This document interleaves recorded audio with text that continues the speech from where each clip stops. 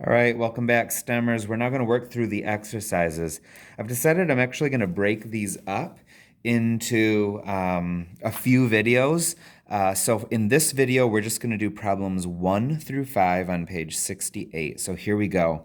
It says in exercises 1 through 3, solve the system by graphing. So I want you to have your graphing calculator out, and I want you to put each of these into the y equals. You've seen that I've already done that here, so you're probably going to pause the video right now, get those in, and then come back with me. Okay, so you've got those in now, and let's take a look at it. Solving by graphing. Remember, solutions are where the two graphs cross each other. And I look at this, and they don't cross each other. So number 1 is actually going to be pretty simple. It's no solution. All right, so now we're on to number 2. Y equals, I'll clear these out. Okay, so parentheses, x minus 2 squared.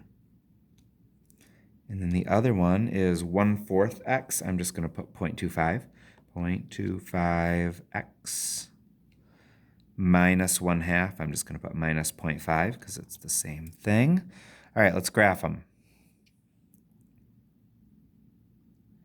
All right, so these things appear to intersect right here, and it looks like they only intersect at one spot. I'm actually going to use that table method we used a while ago, and I'm looking for a place where both the y coordinates are the same.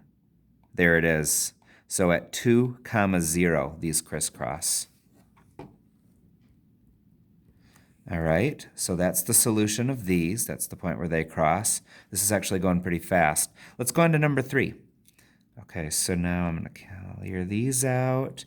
Again, you just pause anytime I'm going too fast and you put it into your calculator. So remember, since this is a negative sign, you can't use this. You got to use this one. So negative x squared minus 2 and 4, then parentheses x plus 1, and the parentheses minus 3. All right, so let's graph these now. Whoa. Okay, so it looks like it's crisscrossing in here, and my guess is it's probably crisscrossing like in this area and then probably in this area. I can't see it very well. I wish I could zoom in on that better. I kind of want to see like in between like here and here, so that would be in between like -4 and 0 on the window, and those are x values because I want to look left and right. So I'm going to make it so that my x min goes to like -4, and my x max goes to 0. I'm just going to see if that helps me see it better. Yeah, it definitely crosses right there. It crosses right there, but I wish I could see that better. I'm actually going to have it go down more. Instead of going down to -10, I'm going to have it go down to like -15. Oops, don't need two negatives there, do I? Let's see if that helps. Oh, yeah. So it crisscrosses here and there, but where are those spots? It's kind of hard to tell looking at this.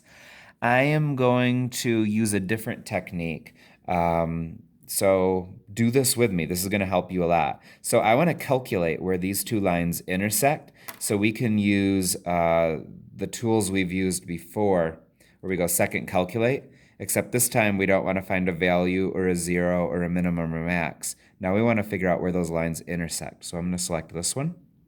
So you've done stuff like this before. I don't think we've used the intersect key. So what you do if you want it to get to intersect, you just move your right arrow, left arrows really close to where they intersect, and then you literally just hit enter 3 times. 1, 2, 3. -1, -3. All right, and then they intersected over here as well, so we need to do it again. Second, calculate, intersect. All right, so it was in this area over here. And with intersect, you just get it really, really close, and then you hit enter 3 times. 1, 2, 3. They also intersect at -3, -11.